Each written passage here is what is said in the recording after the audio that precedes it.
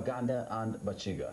The study reveals the tension and interrelationship between culture, identity, and human rights, even as a majority of women are shown to cherish their cultural identity. In the process, FIDA Uganda identified the negative practices that need to be discarded and the positive ones that should be strengthened to enhance the rights of women, especially within the community. Generally, the FIDA Uganda study found that while violence amongst women was a cultural taboo and publicly scorned upon, it's currently trivialized as a private affair. There is an almost academic consensus that although cultures are diverse, most cultures have elements that resonate with human rights, which can be used as building blocks for ending impunity for violence. Now with us in the studios tonight to discuss further the findings of this study is Laura Nyirinkindi, the chairperson of the board of directors of FIDA Uganda. Welcome to NTV11, Laura. Thank you. Now, why study culture and obviously the relation to women, culture and women? Why?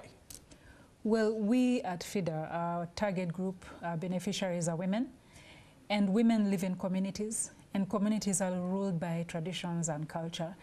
And when we tracked some of the root causes of violence against women, we find that they're embedded in culture. Whether new cultures or old cultures is what the study was about. Now, why Bachiga and why the Acholi? And there is a perception that those are the most violent cultural people. Was this the kind of perception you found in your study? No, when we chose those tribes, it was really sampling from the east, west, and, well, central. So we do not have a perception that one tribe is violent and the other is not violent. We were just sampling, and the issues we were looking at was violence against women. So we were looking at gender. Maybe the dividing factor was gender, not the tribes, not the ethnicity. Okay. Your study did identify negative practices, as I mentioned earlier, for discarding, and positive ones for strengthening and enhancing the rights of women. Now, lay down some of those for us, both negative and positive. Actually, it was a pleasant surprise. The study found more positives than negatives. I'm talking about the cultures that we used to have in the past, not the newly evolving ones. So when you look at the good practices that we found in the cultural practices and norms, we found that there was consent to marriage. Parties, women used to be given the chance to consent to a marriage. If there is currently a bad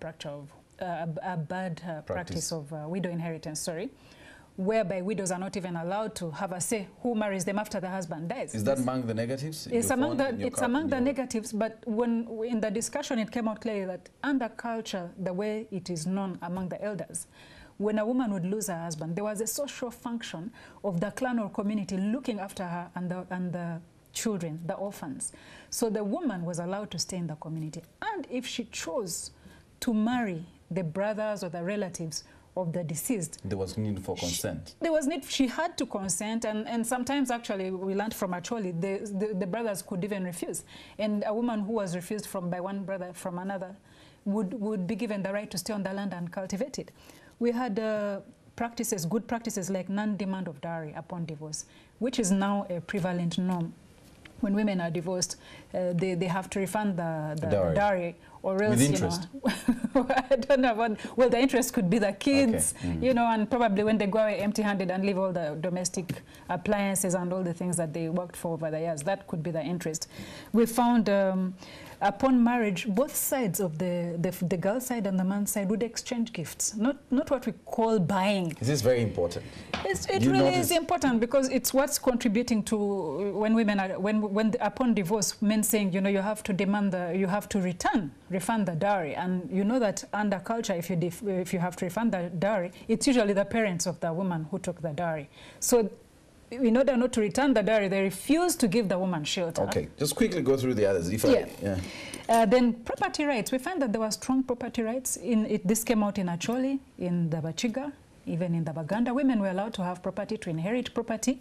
We have equal rights to property, even on divorce. These are very good practices that came out. The bad ones, surprisingly, are newly emerging norms. The commercialization of marriage, dowry, widow inheritance. It's really new practices that are coming up in the name of culture, but to violate the rights of women.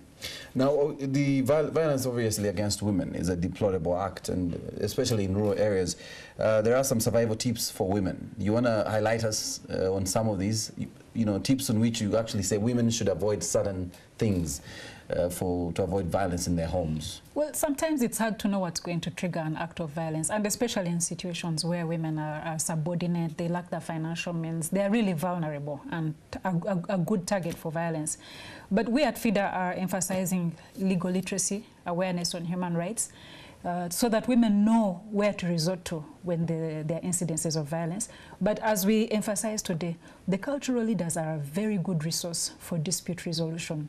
The mechanisms for dispute resolutions that the cultural leaders use are well known to the community, and sometimes they can be fair, There are other mechanisms like the local council courts that women can go to, the police, their family and units, their gender desks now in almost every police station. So women can run to these places and, seek some legal remedies. Thank you very much. Thank you, Maurice. Okay. We've been speaking to Laura Nyirinkindi, who is the chairperson of the board of directors of FIDA Uganda. We were discussing the organization's new report on violence against women. Let's take a quick look at tomorrow's weather forecast.